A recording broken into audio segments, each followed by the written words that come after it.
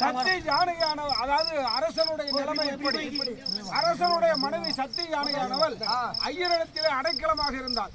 இப்போது ஐயருடைய தகப்பனார் ஈமக்கடன் செய்வதற்காக மாவிலே தெற்பை கொய்துவா என்று கட்டளையிட அவர் கானகத்தை தேடி வந்து கொண்டிருக்கின்றார். நான் விட்டாதானே திரும்பி போக முடியும். விட்டுவிட அவளை மறுக்கும் பாக்க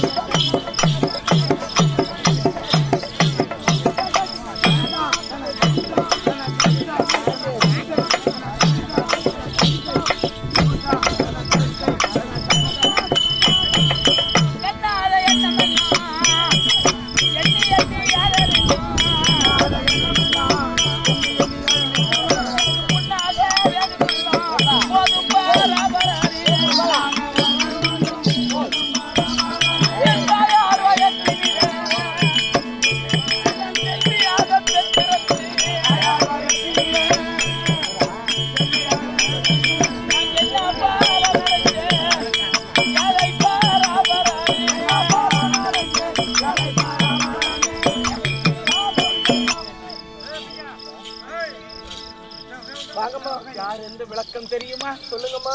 திருவள்ளுவர் அயோத்தியாபுரியா பட்டணத்தை ஆண்டு வரும்படி ஆன என் நீதிமான் யார் தெரியுமா? சக்கரவர்த்தி. சத்தப்படாது போடுறவங்க சத்தப்படாது போடுங்க.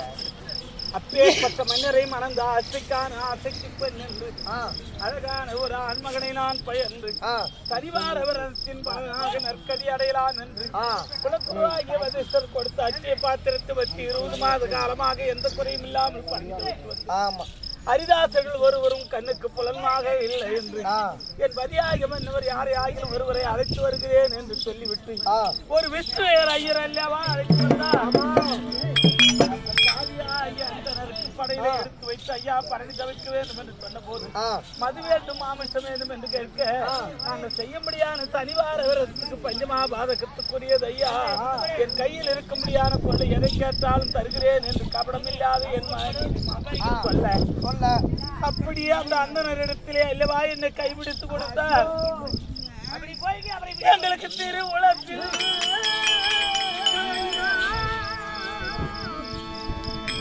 திருவுளத்தில் செயலிதோ நாங்கள் தீங்குகள் பெரியோருக்கு முறையா செய்தோம் ஐயோ ஏ கோவிந்தா நாராயண.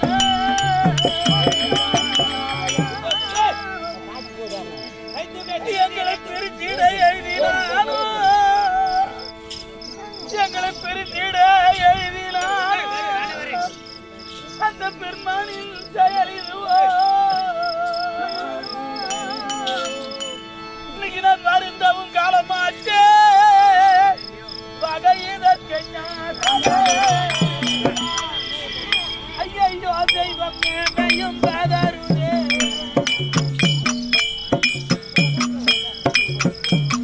ஆரணங்க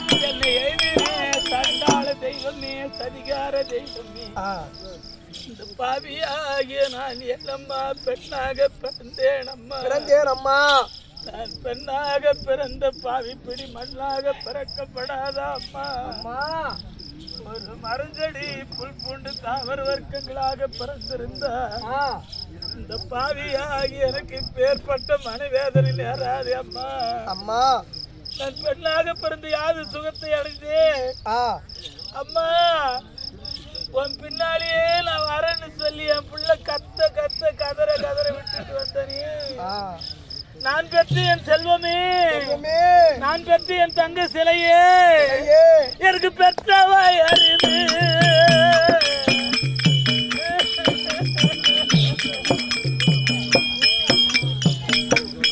எனக்கு பத்தி அறிவுடா அப்பா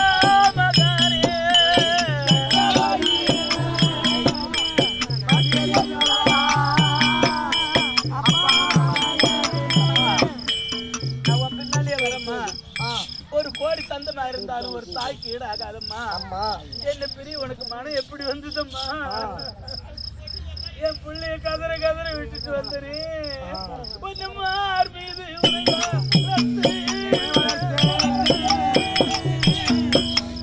என் மாடி மீது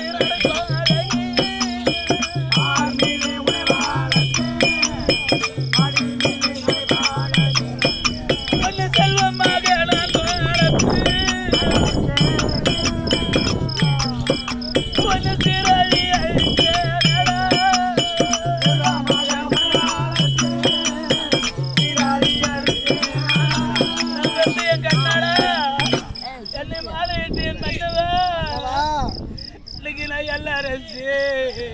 கோலம் போட்டு என்னை எழுதனவே கண்ணடையோ உங்க சீமையடையாமலே ஒன்னு பெத்த மாதன வர கேட்டேன்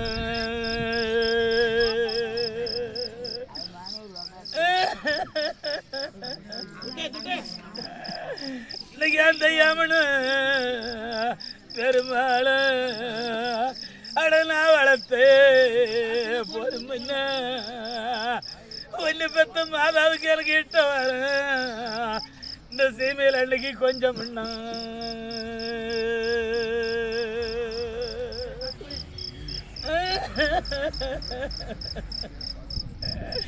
எனக்கு மல்லிகை முள்ளருப்பு அடனா வளர்த்தே பொறுமன்ன ஒன்னு பெத்த மாதாவுக்கு நீ மலர என் கண்ணால எனக்கு படி அரும்பு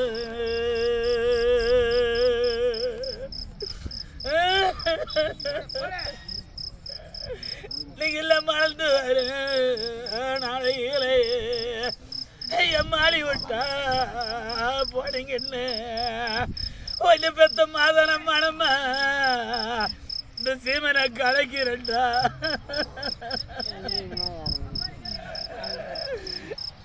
செல்லி பிறந்த இடத்து என் சீராளா பொறுமன்ன நான் பொறுத்த கோட்டை எனக்கு சேனை நம்ம மிச்சமாடா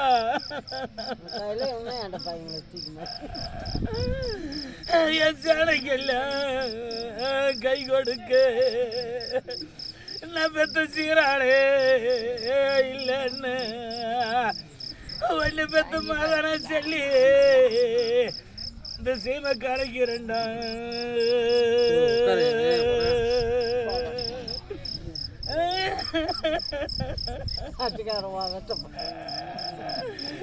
எனக்கு மாவரசி குழம்பட்டா அடி என்ன பெத்தோ சண்டாடி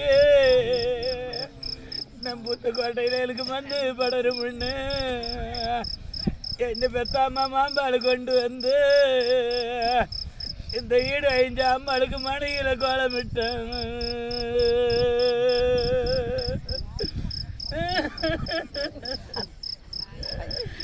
இன்னைக்கு என் மண்ணு வேற குந்த வச்சு நீ பெத்த அம்மா மங்கைய பக்கம் வச்சு அவங்களுக்கு நான் மாலை எடுத்து போட்டுட்டா எனக்கு மாலை துயர மாடி நீ பெத்த பொண்ணாளுக்கு எனக்கு மன துயர மிச்ச மாடி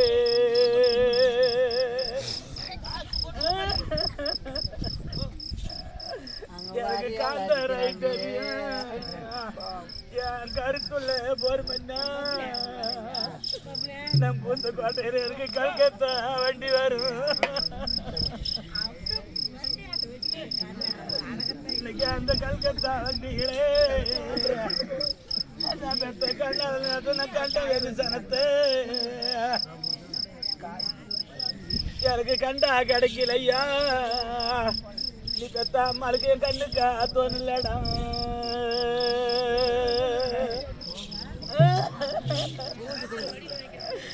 எனக்கு பச்சை ரைட்டரியும் பொல்லாத சீமையிலே கொஞ்சம் பெத்த அம்மாவுக்கு பப்பாய் வண்டி வரும்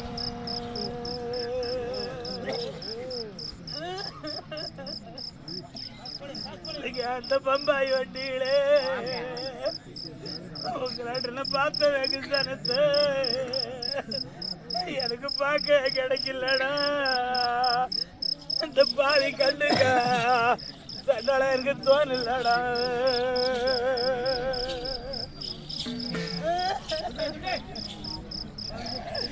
எனக்கு கப்பல் கடையார என் கருத்துள்ள பொறுமைன்னா உங்க சீமையில எனக்கு கயிறாயிட்டேன் நிறையா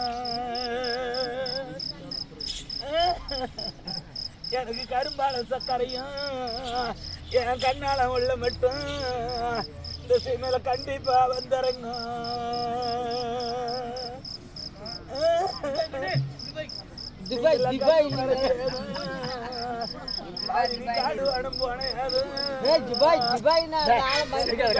கிடைக்கலையா அந்த பொண்ணாடுக்கு எனக்கு காசி போட்டா சிக்கலையா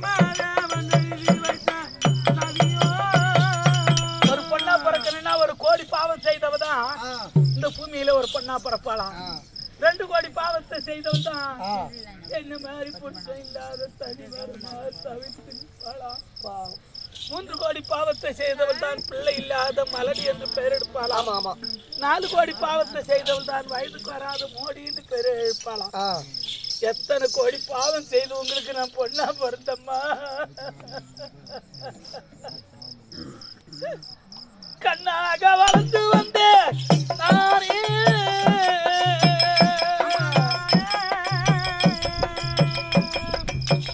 நடு கடலில் கவிழ்ந்த படகை போல நடு கடலில் கவிழ்ந்த படகை போல கண்ணாக வளர்ந்து வந்த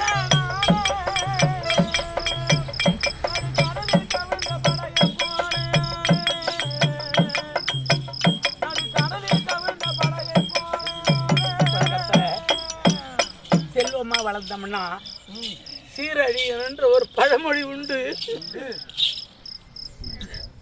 நான் பிறந்த இடத்துல செல்வமா இருந்தேன் இருந்தீங்க, நான் பூந்த இடத்துலயும் செல்வமா வளர்ந்த இன்னைக்கு தாய் வேறு பிள்ளை வேறு புருஷன் வேற அங்க இப்படி பிரிச்சு எனக்கு தெரியுமா மாறாத துயரமாடி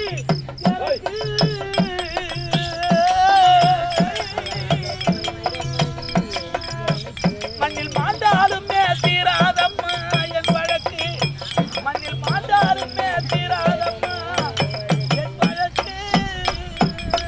மாறாத துயரமாடி எனக்கு,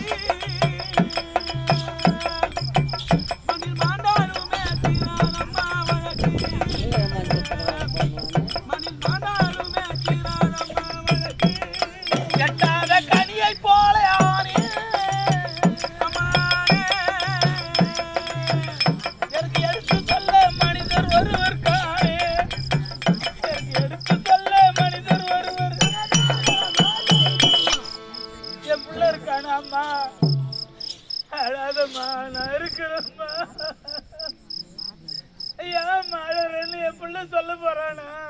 சொல்ல போறானா?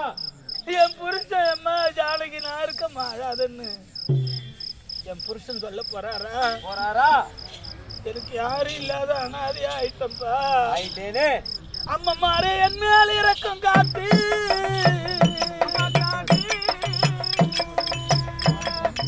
அந்த நேர அடிக்குறாரே பழிய என்ன அந்த நேர அடிக்குறாரே பப்பா. அம்மா இந்த அந்தனர் வீட்டுல எவ்வளவோ கஷ்டப்படுறேன். படுறீங்க.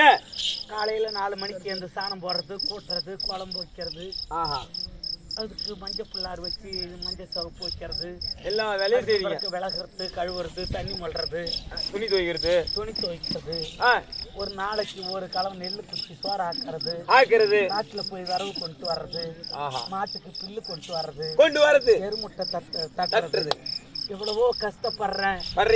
ஆனா ஒரு நாளைக்கு ஒரு வேளை பழைய சோறும் தண்ணியும் தான் எனக்கு பழைய சோறும் தண்ணியும் உப்பும் தண்ணியும் தான். அந்த ஒரு வேளை அந்த பழைய சோறு தண்ணியே எனக்கு உண்ணால் உணவு கிடையாது, உறங்கினால் உறக்கம் கிடையாது. என் பிள்ளையும் நினைச்சு அந்த சோத்து கூட ஆண்டு எனக்கு சாப்பிடுறது வழி கொடுக்கல. மனம் கிடையாது. பரவாயில்லப்பா, எங்க இருந்தாலும் என் பிள்ளையும் என் புருஷனும் நல்லா இருக்கணும். நாராயணா கோவிந்தா அப்படி என்று அந்த ஆண்டவனை தான் தியானம் செய்து கொண்டிருக்கிறேன். அந்த என்னை அழைத்து அடியே ஜானகி கொடுக்க போகிறேன், மாவிளை தெற்கு கொண்டு வா என்று எனக்கு கட்டளை இருக்கிறார். என் வேதனையை நினைச்சு அழுத யாராவது எனக்கு ஆறுதல் சொல்ல போறாங்களா? இப்போது மாவிளை தெற்கு கொய்ய காத்தகம் போகிறேன்.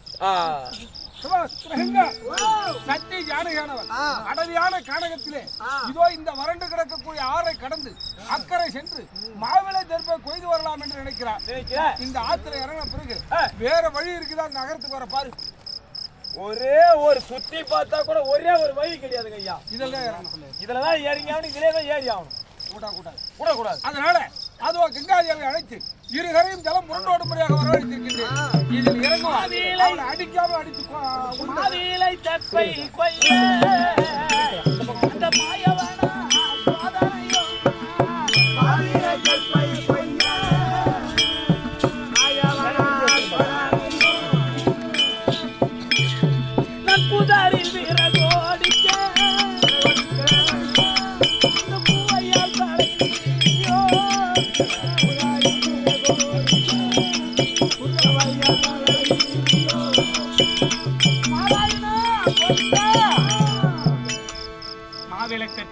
போகும்போது இந்த ஆற்றிலே துளி ஜலம் இல்லாமல் இருந்தது.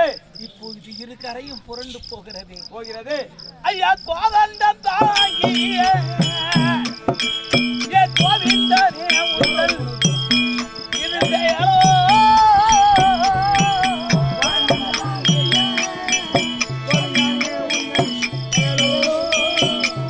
உன்னை கோரித்து இரு கையில்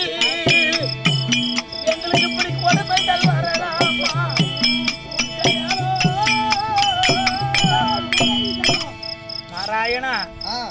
திருவிளக்கு எறிஞ்சது தெய்வத்துக்கு தெரியும், தெய்வாத்ததுக்கு நெஞ்சுக்கு தெரியும். குலக்குருவாகிய வசிஷ்டர் சொன்னது போல உன்னையே நம்பி இருக்க முடியாத எங்களுக்கு வராது அவகேடு எல்லாம் வந்து இப்பொழுது இருகரையும் புரண்டு போகிறது ஜலம். நான் இக்கரையிலே இருந்து அக்கறை எப்படி செல்வது? அந்த நெருக்கு மாவிலையை தெற்பை கொண்டு கொடுப்பது எப்படி? போகாத இருந்தாலும் எனக்கு சாபம் கொடுத்து விடுவா. பரவாயில்ல, ஆண்டவனையே நம்பி இந்த ஆற்றிலே இறங்க போகிறேன். என் அக்கறையிலே கொண்டு சேர்த்தாலும் அவன் செயலாகட்டும். யாரும் இல்லாத அனாதையா இருக்க முடியாது என்னை இந்த ஆற்றிலே நான் மடிந்தாலும் மடிந்து போகிறேன். நாராயண கேசவ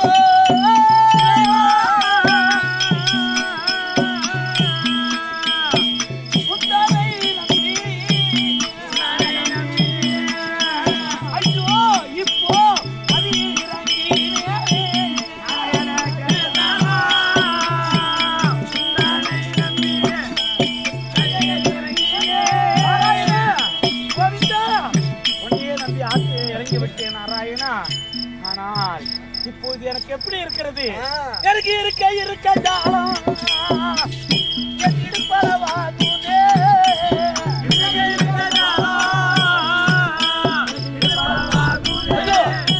தண்ணியை இடுப்பளவு வந்துட்டு நான் என்ன பண்ண போறேன் ஆண்டவனே?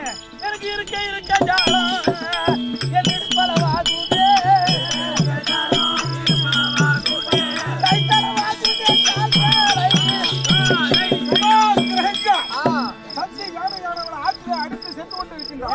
அவ விடலாமா? விடக்கூடாது. காவந்தி செய்யணும். அதனால ஒரு பகவான் தன்னையே